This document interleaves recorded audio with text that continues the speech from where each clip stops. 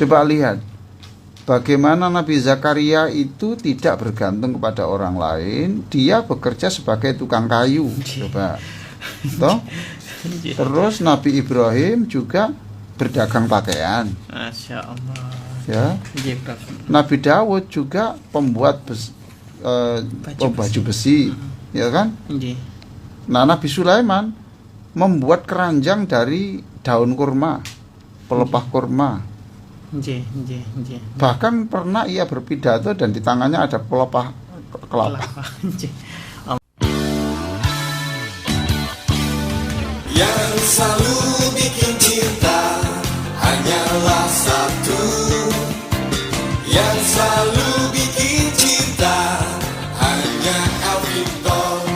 Assalamualaikum warahmatullahi wabarakatuh, Prof.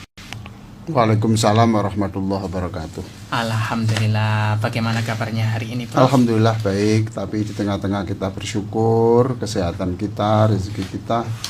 Ada berita duka ini ya, ini guru saya, Masya Allah, ya, pendiri Rumah Sakit Islam Surabaya. Ya. Ini sejak saya mahasiswa memang saya mengidolakan beliau karena beliau itu ahli di bidang dia akan dokter jiwa. Masya Allah. Ya, sejak saya semester 1 itu sudah sering mengisi kajian-kajian. Waktu itu saya luar biasa. Waduh, orang ini pinter sekali, yang ganteng ya pinter. Nah ini hari ini dikabarkan beliau meninggal dunia. Saya yakin kita bisa boleh menangis kita ya, tapi beliau pasti tersenyum karena dia jumpa sang kekasih. Ya, gitu. Karena Jalaluddin Rumi mengatakan bahwa kematian itu sebenarnya adalah jembatan yang mempertemukan antara yang dicinta dan yang mencintai. Masya Allah. Jadi pertemuan dua pihak. Jadi kalau kita cinta dengan seseorang dan kemudian dipertemukan jam itu. Nah, mudah-mudahan dengan Fatihah kita ya, Bapak Dr. Haji Muhammad Thohir dirahmati Allah, diampuni segala dosanya dan diterima seluruh kebaikannya serta ilmu yang diberikan selama beliau ngajar, memberi pengajian di mana-mana, dan dia juga pengurus Nahdlatul Ulama. Masya Allah. Mudah-mudahan diterima Allah jariahnya, ibadahnya, dan juga diampuni segala dosanya. Keluarga yang ditinggal tetap diberikan kesabaran dan bisa menauladani. Ya, Al-Fatihah. A'udzubillahiminasyaitonirrajim. Bismillahirrahmanirrahim. Alhamdulillah. Iyyaka na'budu wa iyyaka nasta'in. Ihdinas shiratal mustaqim, shiratal ladzina an'amta 'alaihim ghairil maghdubi 'alaihim waladdallin. Ya, Mas, hari ini ya saya tertarik untuk berbicara tentang orang yang terkenal ya. Namanya Syekh Abul Abbas Al-Mursi. Syekh Abul Abbas Al-Mursi. Ya, Syekh Abul Abbas Al-Mursi. Saya mendalami siapa beliau ini karena di dalam kitab yang pernah saya sampaikan sebelumnya yang ditulis oleh Imam Abdul Wahab Asy'arani dalam Tanbihul Muhtarin itu dikutip, beliau mengatakan begini, bertobatlah, jangan hinakan dirimu ya dengan sholat sepanjang malam, lalu tidur siang dan menggantungkan hidup dari belas kasih orang. Masya Allah. Ya, ya Allah, menarik sekali. Jadi kata beliau, Syekh Abul Abbas Al-Mursi itu bertobatlah, hentikan pekerjaanmu yang sholat sepanjang malam, setelah itu tidur sampai siang, dan Anda kemudian bersenang-senang katanya rezekinya sudah diberikan Allah melalui orang-orang yang memberi. Nggih. Jadi berarti dia menggantungkan pada kehidupan orang lain. Allahu Akbar. Itu katanya bertobatlah. Jangan hidup bergantung kepada orang lain. Nah, karena dikutip oleh beliau dalam kitab itu, maka saya kemudian ingin melacak siapa beliau ini, kok bisa ngomong begitu. Ya. Jadi beliau ini lahirnya di Spanyol ya. Spanyol, Ya, di Andalus. Andalus. Ya, saya bersyukur kepada Allah saya pernah di sana. Masya Allah. Bahkan di Real Madrid ya. Real Madrid, Bro, Barcelona. Barcelona. Saya di sana. Ya muter-muter saja. Masya Allah. Ada masjidnya di sana, Prof? Ada, tapi saya waktu itu yang di masjidnya ada beberapa di Madrid itu ada. Masya Allah. Ada, tapi saya waktu itu naik kereta agak mahal sedikit lah. Itu kereta itu kira-kira 2 juta. 2 juta, ada 2 orang berarti 4 juta. Masya Allah. Saya ngejar waktu sampai ke Cordova itu. Maka pengalaman saya di Spanyol itu saya tulis dalam buku Air Mata Cordoba. Oh, Air Mata Cordoba. Sudah saya beri? Ya, sudah. Ya, itu saya tulis itu. Itu lahir di sana. Nah, ia ini dibesarkan dalam keluarga kaya raya. Masya Allah. Jadi dia ini bapaknya itu pebisnis ulung. Kaya raya. Setelah selesai menghafal Quran dan belajar fikih ya, disekolahkan, kemudian setelah pinter oleh bapaknya, kamu lanjutkan bisnis ayah ini. Supaya kamu menjadi orang terhormat, tidak menggantungkan orang lain. Ya toh? Jadi riwayat hidupnya ini memang mencerminkan dia ini pantas untuk ngomong begitu, itu pantas, gitu loh. Tadi apa tadi? Bertobatlah. Ya, jangan sholat sepanjang malam, lalu tidur sampai siang hari, dan menggantungkan hidup dari belas kasih orang. Ya toh, pantas dia ini. Jadi dia ini kemudian mengelola bisnis sampai bisnis itu. Jadi dia itu bapaknya mengatakan, kamu dagang yang benar. Supaya kamu itu nanti bisa kerja maksimal, lalu ibadah yang khusyuk. Jadi menyatukan kekuatan fisik dan kekuatan rohani, itu luar biasa. Bahkan bisnisnya sampai merambah ke Tunisia. Nah, yang ke Tunisia ini saya belum pernah. Nah, di waktu di Tunisia ini dia mendengar ada ulama besar. Itu ada ulama besar namanya Abul Hasan Asadili. Masya Allah. Ulama besar. Tapi dia ini memang kritis ya. Si Abu Al Hasan ini.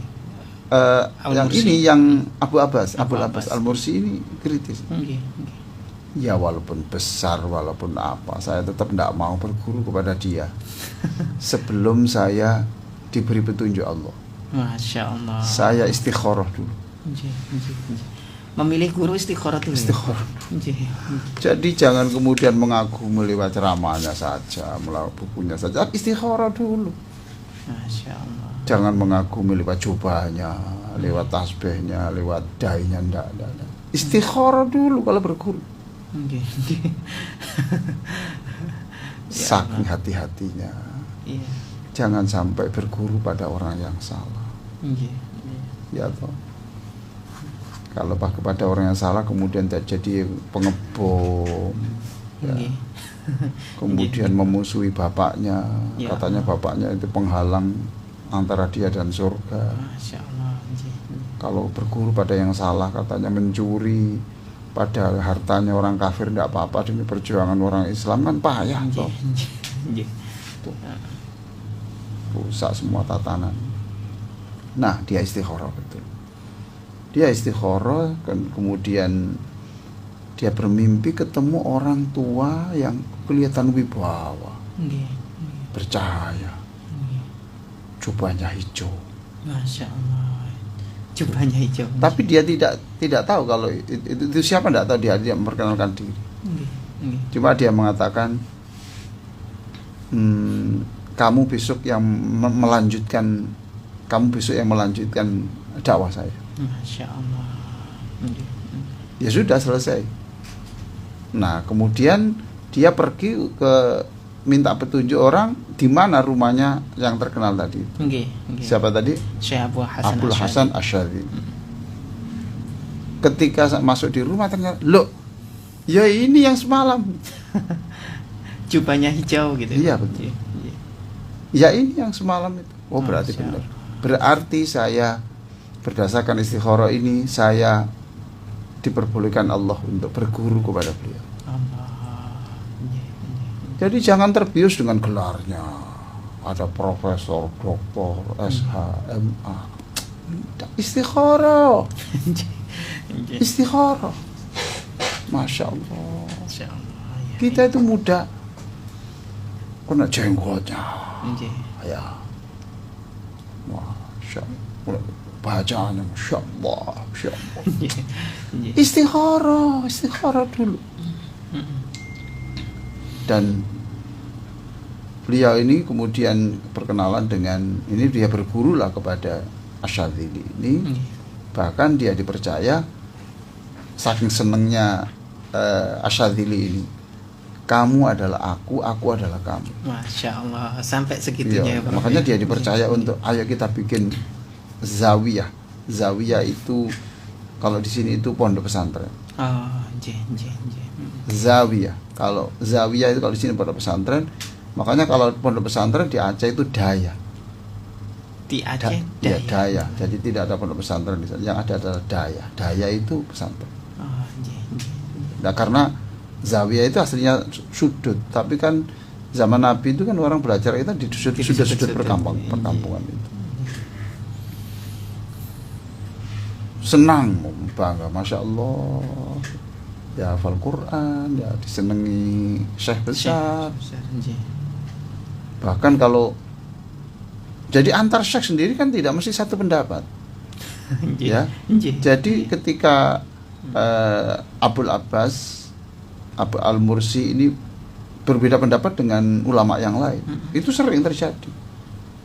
Dan Hasan Sadzili selalu datang menjelaskan pikirannya Abul Abbas Al-Mursi ini, menjelaskan, dan kemudian bisa menerima pendapatnya. Masya Allah. Dia datang untuk saking senangnya. Nah, apakah dia hanya terkenal keulamaan fikihnya saja? Enggak. Apa bisnisnya? Enggak. Tapi juga kedermawanannya. Masya Allah. Kedermawanannya. Masya Allah. Banyak orang yang kadang-kadang itu ibadahnya jos, tapi pelit. Ya Allah. Pelit. Ya Allah. Digenggam. Hargam. Seperti petinju. Rapet ya. Air pun digenggam enggak ada yang netes. Dan dia juga terkenal juga ketajaman batinnya.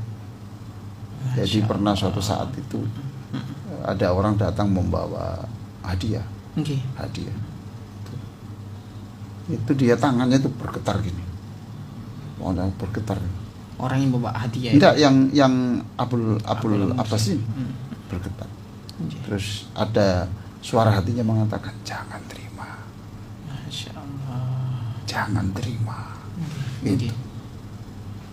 Itu tidak 100% halal. Allah. Syubhan. Ya Allah.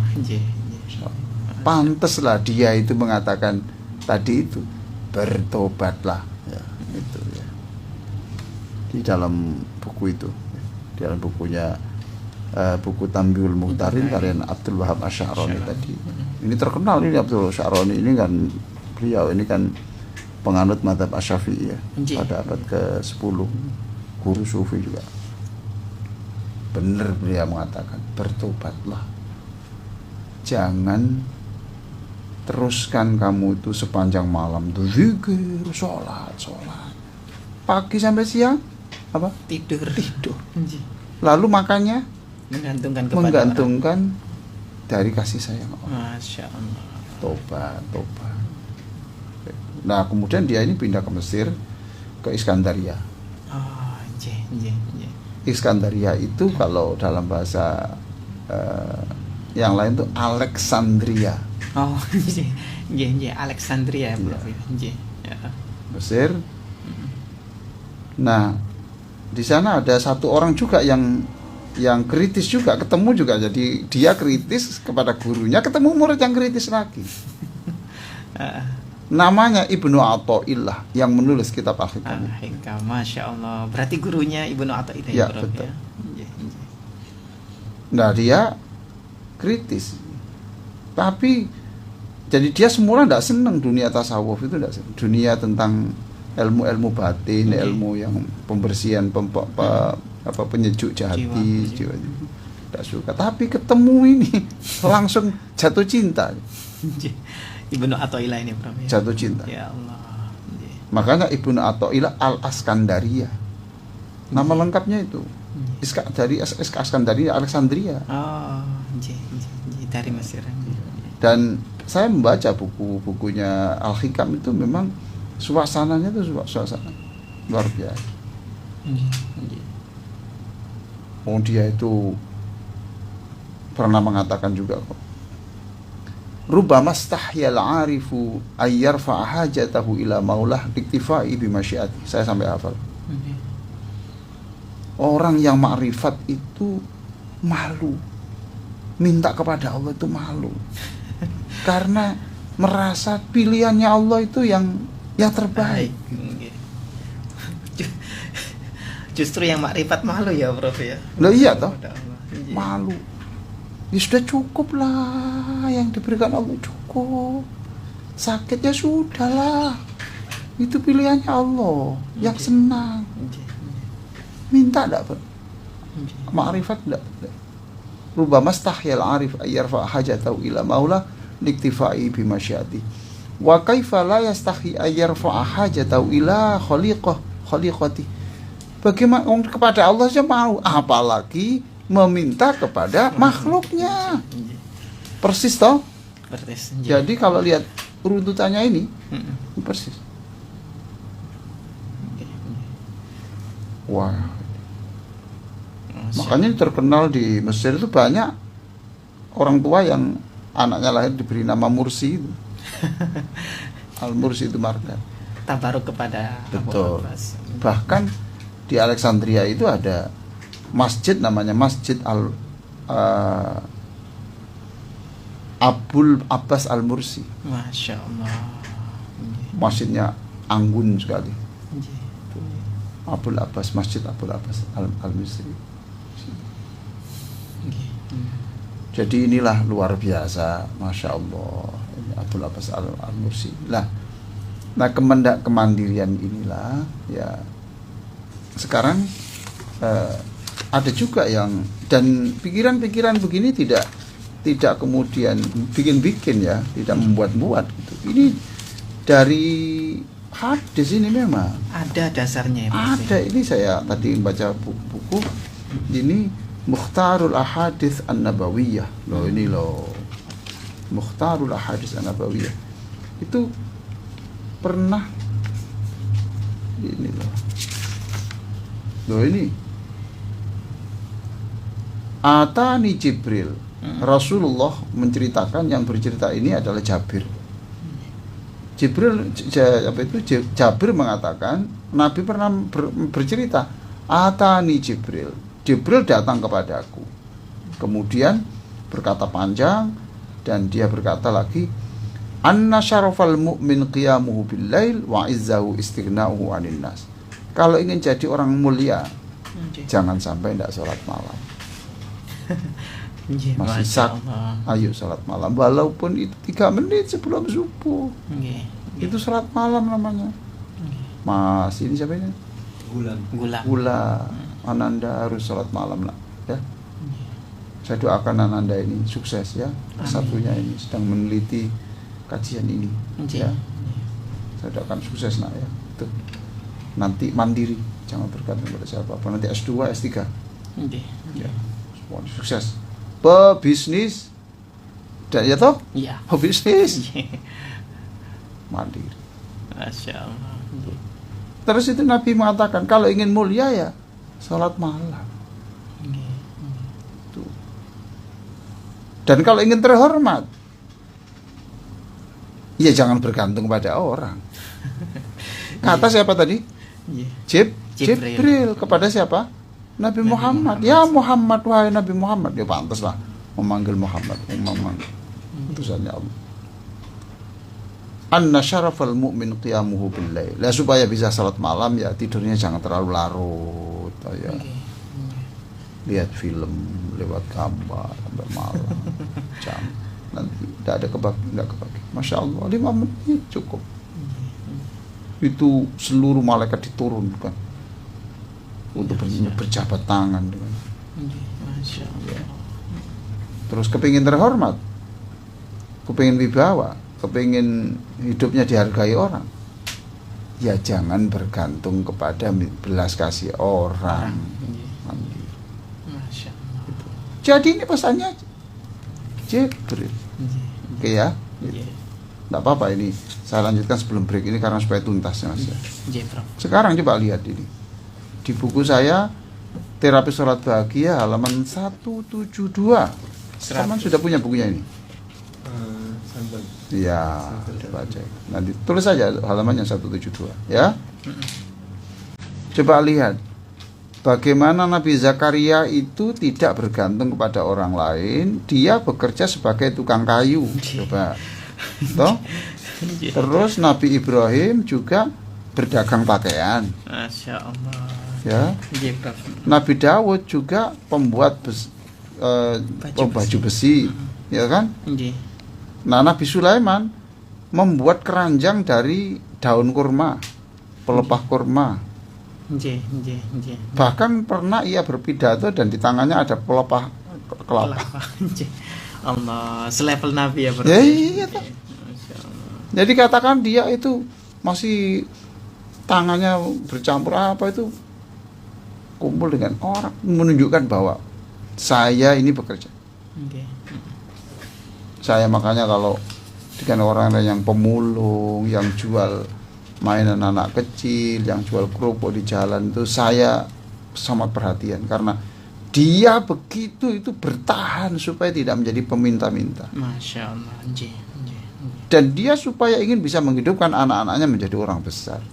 Coba bisa hidup bertahan supaya ada generasi Rasulullah itu jalan. Itu luar biasa. Lalu Umar bin Khattab, ini saya bacakan aja. Ini saya untuk menyemangati Mas Ishak, Mas Gulam, anak-anak saya semuanya, seluruh kita semuanya itu. Ya, be self reliance, ya, be self reliance. Jadi mandiri itu self reliance, bergantung pada diri sendiri. Umar bin Khattab mengatakan, wahai kaum orang-orang fakir miskin, angkat kepala kalian dan bekerjalah. Sebab cara bekerja sangat jelas. Janganlah kalian menjadi beban bagi orang lain. Wala takunu iyalan aninnas. Masya Allah. Jangan hidup itu membebani orang. Angkat kepalamu. Kerja, wong kerja itu gampang kok.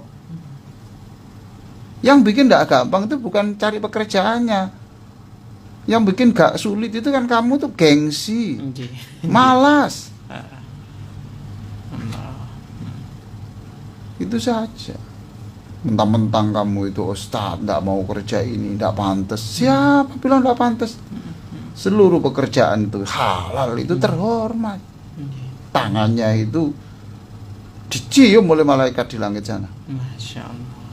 Pekerja keras itu membuat para malaikat, membuat tangannya dicium malaikat pemikul arsy. Wah, kata mutiara ini mas. Betul? Pekerja keras, tangannya dicium malaikat pemikul arsy. Hei, bangkit. Ya. Pekerja itu jelas, jangan membebani orang. Terus Abdullah ibnul Mubarak berkata, siapa yang meninggalkan pasar, artinya tidak bekerja, akan hilang wibawanya dan rusak akhlaknya. Masya Allah. Ya toh? Terus lagi Ibrahim bin Yusuf menasihati Muhammad bin Salamah, nak, pergilah ke pasar, sebab itu berarti kamu menghargai dirimu. Kalau kamu ingin menghargai dirimu, caranya bukan dengan parfum, dengan itu ndak, tapi bekerjalah. Masya Allah. Nah, sebagai penutup ya, ini untuk menguatkan apa tadi yang dikatakan oleh Abul Abbas Al-Mursi tadi itu, bertobatlah, jangan terus sholat malam sepanjang malam, zikir sepanjang malam. Setelah itu tidur, kemudian dikirimi nasi pecel sebungkus, alhamdulillah. Siangnya dapat kotaan lagi, alhamdulillah. Ndak, kamu itu menjadi orang tidak terhormat begitu. Siapa yang ngajari begitu? Oh gitu. Masya Allah. Bertobatlah. Apa tadi? Coba diulang lagi. Bertobatlah. Jangan terus sholat sepanjang malam, kemudian tidur sampai siang, kemudian hidupnya menggantungkan kepada belas kasih orang. Oke. Sekarang sebagai penutup, saya sampaikan itu karena itu yang ngomongan al semua toh. Al-Mursi. Al. Sekarang saya cari yang bob. Oh, ini Bob Marley mengatakan, emancipate yourself from mental slavery. Emancipate yourselves from mental slavery. None but ourselves can free our mind. Saya ulang ya. Emancipate yourselves from mental slavery. None but ourselves can free our minds. Artinya, bebaskan dirimu dari bermental budak. Bebaskan dirimu dari bermental budak. Dan tidak ada yang bisa membebaskan begitu itu kecuali otakmu. Masya Allah. Otak kita sendiri ya Prof ya. Kelihatannya Mas Isa kok belum puas. Saya bukakan ya Mas, kelihatannya belum puas teman ya. Saya bukakan lagi ini, sebenarnya saya garikan. Saya punya ini, Masya Allah, ini loh.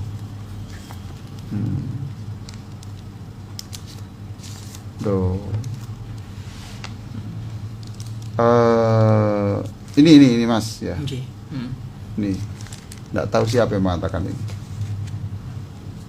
Ditulis Mas Gulam, tulis ya. Saat engkau memutuskan hidup mandiri, ya, saat engkau memutuskan hidup mandiri, detik itulah engkau melihat cahaya terang. Masya Allah. Cahaya masa depan. Detik itulah ya Prof ya. Apa tadi Mas Isak? Saat engkau memutuskan hidup mandiri, saat detik itulah engkau menemukan cahaya yang terang. Yaitu hidup mandiri. Cahaya mandiri. Cahaya masa depan. Cahaya masa depan. Lagi Mas, supaya tidak keliru. Saat engkau memutuskan hidup mandiri, detik itu engkau menemukan cahaya terang yang terang, yaitu cahaya masa depan. Alhamdulillah.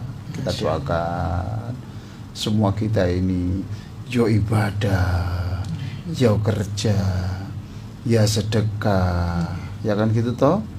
Kemudian kita tidak boleh menggantungkan hidup pada orang lain. Saatnya sekarang seperti kata Umar bin Khattab, tegak, angkat kepalamu, bangkitlah. Karena bangkit untuk kerja itu gampang, dan saatnya engkau itu akan menjadi orang yang terhormat. Ingat pesan juga Jibril tadi semuanya. Wah, ini ya mau semangat Mas. Saya ini ngajari semangat, masa bahasanya itu lembek ya enggak lah itu. Iya gitu. Masya Allah. Ya, saya kira gitu. Agak panjang ya ini ya Mas ya. Iya. Break. Ya. Baik, kita akan lanjutkan lagi Dulur J setelah jeda berikut ini. Jangan kemana-mana, tetap di Fajar Syiar Al-Fiqh. Ya, sekarang kita lanjutkan kajian kita dari buku Berbagi Damai Melalui Sholawat Nabi. Ya. Sampai halaman berapa, Mas? Sekarang halaman 22, Prof. 22. Bismillahirrahmanirrahim. Silakan yang sudah punya buku dibuka, ya. Bagian 2, 40 manfaat dan keistimewaan sholawat Nabi. Jadi kita baca sholawat Nabi. Kapan hari itu mah saya menyaksikan orang yang meninggal dunia ini. Itu anaknya menangis. Ya hanya menangis saja, tidak ikut mati anaknya. Loh iya toh? Jadi anak yang mencintai itu kalau kita mati ya kita ya tidak ikut mati, Mas. Mereka. Ya istrinya yang katanya I love you, ya nggak ikut, Pak. Nggak ikut juga, Mas. Terus itu kan dia itu kan followernya kan banyak, Mas. Pengikutnya banyak. Nggak ikut mati juga. Nggak menyertai dia. Iya. Ya toh? Bro. Ada bodyguard, ada. Masya Allah. Oh itu tulisannya itu siap mati untuk Bapak. Semua. Tapi itu ya. Lah, saya kemudian ingat ini. Tapi kalau Rasulullah Shallallahu Alaihi Wasallam, ya kita mati, Rasulullah itu bersama kita. Allah. Paham tuh Mas? Lah kita baca sholawat. Rasulullah senang, dijemput lah. Dijemput ya. Dijemput. Ya Allah. Jadi di sini kita ya memang Pak, kan Nabi itu cintanya kepada kita kan melebihi cinta kita kepada Nabi. Iya. Dan lebih cintanya Nabi pada kita itu lebih cinta daripada ibu kita pada kita. Ya. Luar biasa. Apalagi cintanya Allah kepada kita. Jadi pada saat saya menyaksikan jenazah di gitu kan, ya, nangis ini, yang satu nangis di pundaknya, yang satu di dadanya, yang ini, ada yang mukul-mukul badannya, ada yang histeris, ada yang pingsan. Masya Allah. Tapi ndak ikut ke kuburannya, ndak ikut, Mas. Tapi kalau Nabi itu Nabi itu menyertai kita. Karena apa? Mengapa Nabi ikut? Iya, karena di dalam tubuh kita itu ada darah, yang dimana darah itu adalah sholawat Nabi. Masya Allah. Ada darah di situ. Ada roh di situ. Ya, yang dicabut kemudian sisa-sisa nama Nabi Muhammad itu ada. Mulut kita tidak bisa bergetar waktu itu, tidak bisa bergerak. Tapi sisa-sisa gerakan ini masih terekam. Allahumma sholli ala Muhammad. Ini kemarin saya ceritakan sampai panjang di Pertamina. Teman-teman di Pertamina. Harta kita tidak ikut, Mas. Mobil tidak ikut. Deposito tidak ikut. Ya toh? Moge, motor gede. Tidak ikut. Masya Allah. Nah, di sini bab ini adalah merupakan ringkasan dari buku yang ditulis oleh ulama besar juga. Kalau tadi yang saya jelaskan tadi pada sesi pertama tadi kan ulama besar itu Abul Abbas Al-Mursido, itu kemudian Abul Hasan Asyadzili, Ibnu Athaillah. Sekarang lain lagi. Ini Ibnu Qayyim Al-Jauziyah. Ya, Ibnu Qayyim Al-Jauziyah. Nah, Ibnu Qayyim Al-Jauziyah inilah ulama yang menulis buku berjudul Jala'ul Afham fi fadlis shalah wassalam ala Muhammadin khairil anam. Ya. Jala'ul Afwam fi fadlis shalah wassalam ala Muhammadin khairil anam. Ini karya Ibnu Qayyim al-Jauziyah. Itu diterbitkan pada tahun 1425. Jadi kita Hijriah ya. Hijriah 20 tahun yang lalu. Ya. Jadi menurut beliau ini, siapapun yang membaca Allahumma sholli ala Muhammad, maka dia akan meraih 40 keuntungan besar. 40. Selama ini kan kita hanya pokoknya sepintas saja. Diringkas itu 40. Lah dalam bab ini tidak saya tulis 40 semuanya, tidak saya tulis dalil-dalilnya, bisa tebel ini. Yang tipis saja ini belum dibaca kok. Apalagi yang tebel. Iya kok. Kalau tebel-tebel paling diletakkan di rak di ruang tamu. Kelihatan, kemudian tamunya datang, kemudian Masya Allah bacaannya Pak, bukan bacaan, terus dibaca aksesoris. Itu ya. Jadi saya menulis buku ini di Ilhami itu luar biasa. Padahal beliau itu memang ya sebetulnya orang ini orang kritis Mas. Ibnu Qayyim iya, adil sekali. Pokoknya musyrik. Ini bid'ah. Tapi sering. Dia menulis ini. Dan dia memang pintar. Ini saya tulis ya. Kepandaiannya ini. Halaman 23 ini. Ahli Al-Qur'an. Yo hafal plus tafsirnya, Mbak. Plus tafsirnya ya. Ya. Tuh. Pinter hadis. Dan tidak hanya pinter tapi hafal beberapa hadis, beribu hadis. Kemudian ahli ilmu kalam, tauhid, teologi, ahli fikih, ahli usul fikih, ahli nahwu, dan lagi coba dengarkan ini, ahli kedokteran dan filsafat. Ini jauh ini bro. Mana ya? Sampean pinter apa Mas? Ulam. Bidang apa sampean? Al-Qur'an. Enggak. Dokteran enggak. Ya, filsafat enggak. Hadis hanya.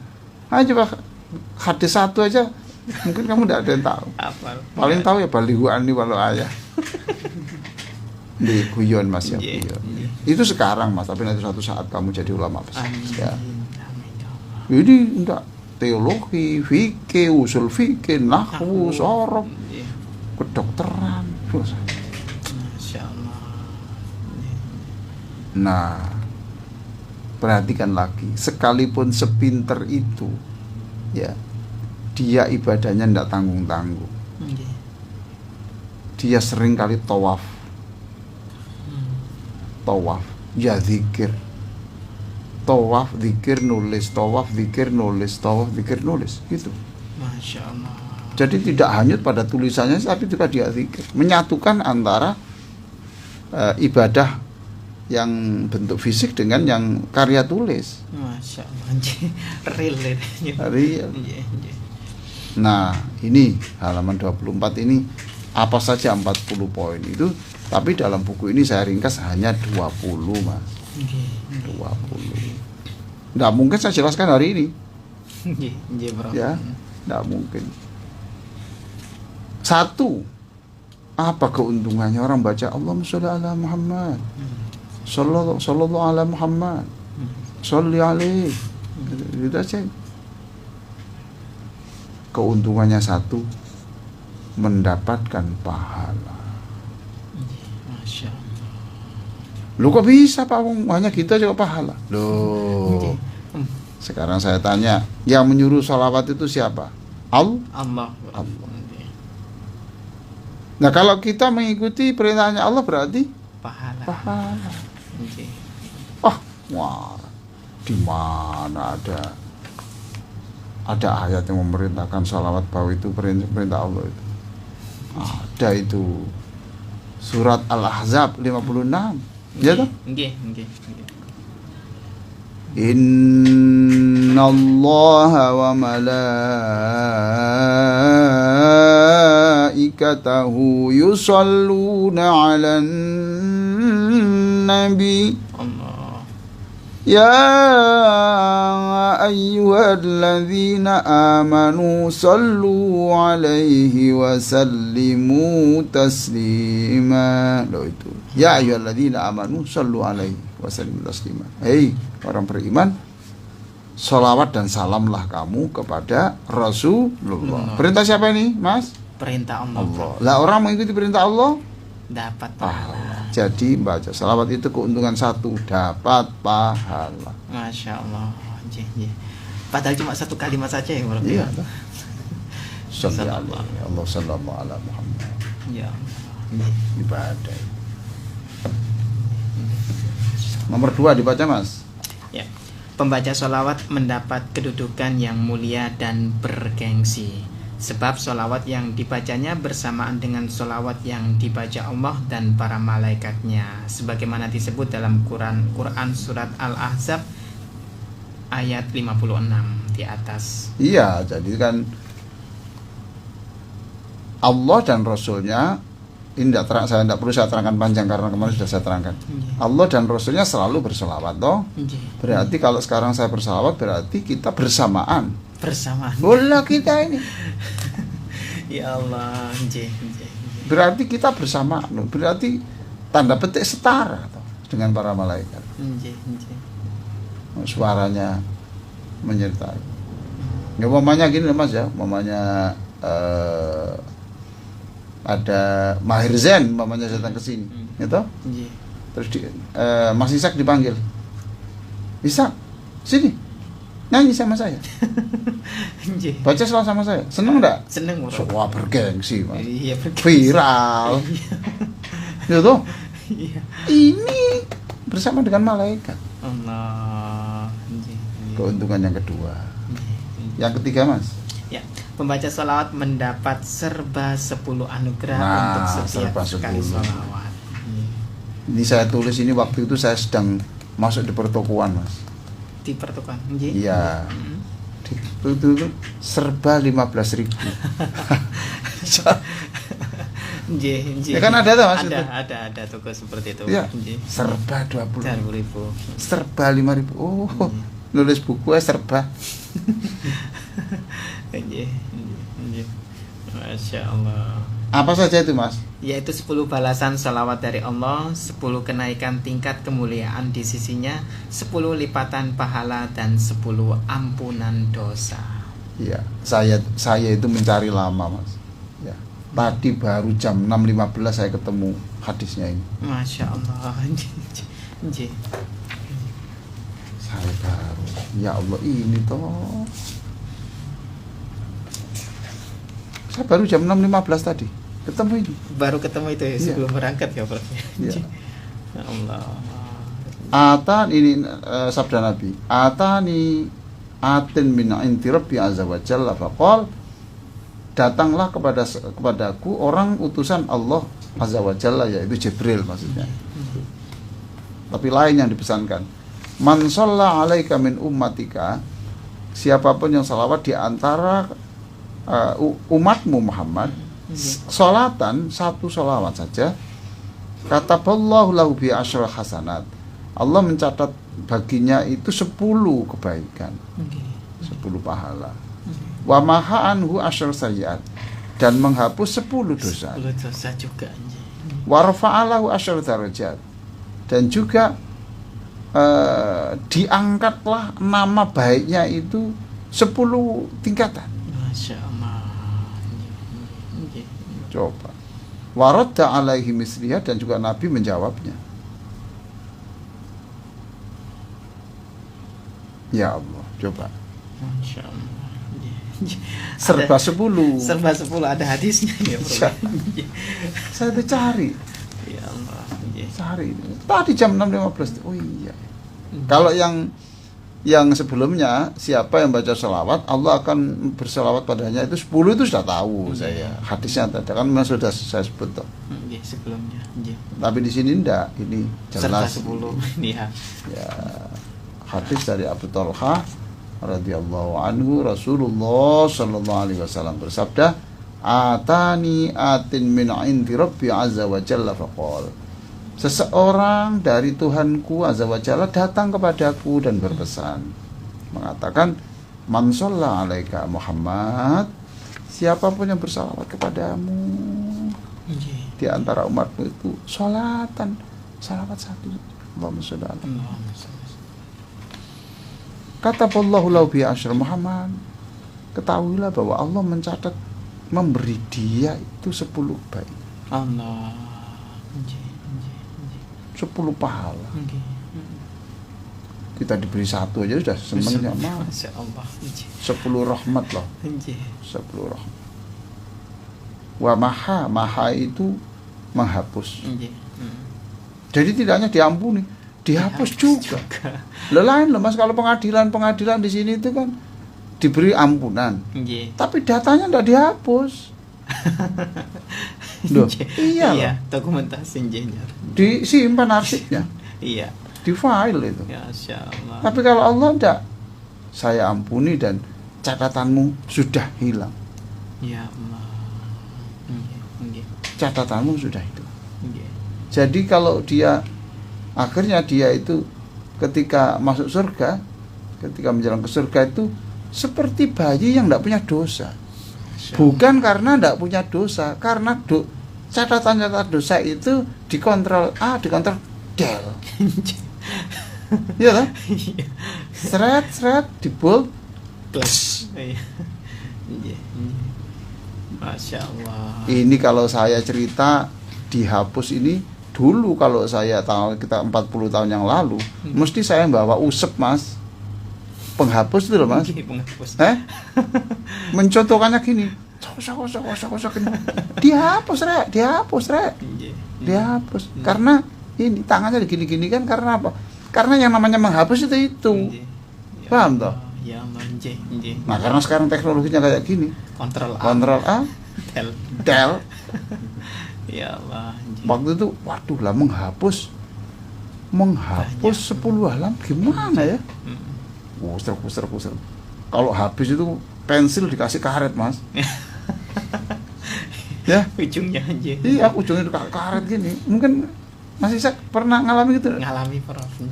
Kecil saya itu Mas, jarang orang beli karet itu diikat di apa? Diikat di ujung pensil. Pensil itu, cosok itu. Kalau kirim surat itu pakai apa Mas lemnya? Pakai lem itu Prof.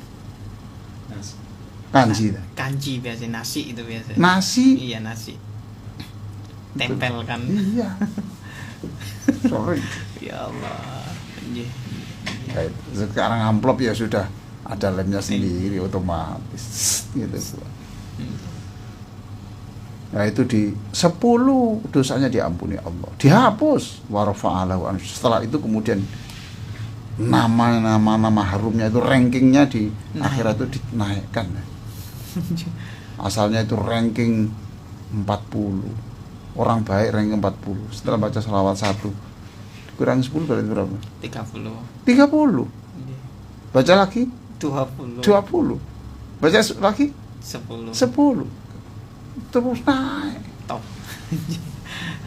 Warfa'alahu asyaddan warudda alaihi mithliha. Masya Allah. Cukup Mas? Oh, nanti tolong diingatkan ya Mas ya untuk kajian berikutnya. Jadi kita berarti sampai nomor 3 ya. Nomor 3 Mas. Halaman itu 25 ya. Baik. Ya, kita lanjutkan Prof. Ini sudah masuk beberapa telur-telur El Victor Prof. Enggak apa-apa, sedikit aja. Silakan. Satu dari Umi Musawama. Assalamualaikum Prof. Sebenarnya kulo masih kepingin bekerja seperti dulu, tapi gimana lagi kalau kesehatan yang gak bisa bekerja lagi. Prof, saya masih ingin wibawa dan gak menggantungkan kepada anak. Terus saya harus bagaimana Prof? Mohon pencerahannya supaya tetap terhormat. Iya lah, kalau sudah uzur saya memang kan ya. Makanya itu pada waktu sehat itu jangan malas, supaya besok ketika tua sudah punya simpanan. Iya toh? Itu dulu waktu ini ada uang sedikit, ada tanah murah, beli. Itu murah juga, beli gelang. Ketika sakit itu tidak menggantungkan, jual aja itu sudah kali ini. Iya toh? Satu. Yang kedua jangan menyerah. Kan bisa ngomong begini ya, itu. Dan mungkin tangannya masih bisa bergerak. Ya. Dulu di Taiwan itu ada orang yang stroke nggak bisa bergerak apa-apa. Kakinya, tapi tangannya masih bisa. Akhirnya dia ini minta dibuatkan tempat tidurnya itu pakai roda. Jadi tangannya ini yang bergerak. Iya, tapi kakinya saja yang lumpuh. Orang Taiwan, dia non muslim ya. Ya dia tidak muslim. Tapi orang ini yang ada orang Islam Indonesia perempuan yang kasihan kepada orang ini. Akhirnya didampingi orang ini. Kasihan pokoknya dibantulah, ini kasihan. Jadi dia itu di belakang rumahnya itu ada kebun, itu menanam apa-apa gitu. Beliaunya menanam. Iya. Dia tidak menyerah. Yang lumpuh kan kakiku. Tanganku kan enggak. Ya takdirnya Allah ya. Tanamannya itu berhasil. Masya Allah. Dijual. Yang jual ya anak TKI ini. Akhirnya masuk Islam. Orangnya yang lumpuh masuk Islam. Masya Allah. Dan setelah itu kemudian dia sembuh, semangatnya itu sembuh, dan dia menjadi termasuk orang yang TKI yang terkaya di Taiwan. Allahu Akbar. Terkaya di Taiwan. Bahkan teman-temannya itu dulu yang mengolok-olok dia, goblok, wong kesini cari pekerjaan kok justru ngeramut wong, ya tuh? Lumpuh. Tapi yang ngenyek-ngenyek itu, menghina itu akhirnya pinjam uang. Pinjam 100. Yalah, hidup ini hati-hati, jangan menghina orang. Jangan-jangan nanti Allah memutar dunia ini berubah. Yang kau hina itu ternyata orang yang paling banyak menolongmu. Waduh, rasa malunya tidak bisa ditulis dengan kata-kata, Mas. Mungkin ini ditutupi opo sih. Masya Allah. Jadi gitu ya, satu, maka sebelum sakit kita harus punya simpanan. Paling tidak asuransi kalau itu agak elit sedikit, ya, kesehatan. Ya, kemudian kita besarkan anak-anak kita dengan segala cara, yaitu aset kita. Dan kita tidak menggantungkan anak-anak kita yang punya inisiatif sendiri. Kan bukan kita meminta, toh. Dan itu kan tanaman kita sendiri juga. Tanaman kita sendiri juga. Masya Allah. Baik, ada 2 menit Prof. Cepat ini. Cukup, kita doa saja ya. Allahumma sholli ala sayyidina Muhammadin wa ala alihi wa sahbihi ajma'in walhamdulillahi rabbil alamin. Allahumma inna nas'aluka ilman nafi'ah. Ya Allah, berikan kami semuanya ini pengetahuan yang bermanfaat, yang bisa memberi semangat kami, bisa membimbing kami, bisa menjadikan kami orang-orang yang baik. Wa rizqan wasi'an halalan thayyibah, berikan kami rezeki yang banyak, yang halal dan melimpah, sehingga kami punya simpanan, sehingga kami tidak bergantung kepada siapapun. Cukup kami bergantung kepadamu saja ya Allah. Wa amalan maqbula, dan berikan kami ya Allah ibadah yang kau terima, jadikan ibadah kami kau terima semuanya. Wa syifaan min kulli da', dan juga obat dari segala yang sakit di antara kami, kesembuhan dari seluruh penyakit. Dan ya Allah, kami mohon keluarga kami, teman-teman kami yang meninggal, Engkau ampuni, Engkau rahmati. Rabbana atina fid dunya hasanah wa fil akhirati hasanah wa qina adzabannar. Wa sallallahu ala sayyidina Muhammadin wa ala alihi wa sahbihi wa sallam walhamdulillahi rabbil alamin. Matur sembah nuwun Prof atas ngajinya. Wassalamualaikum warahmatullahi wabarakatuh. Waalaikumsalam warahmatullahi wabarakatuh. Baik.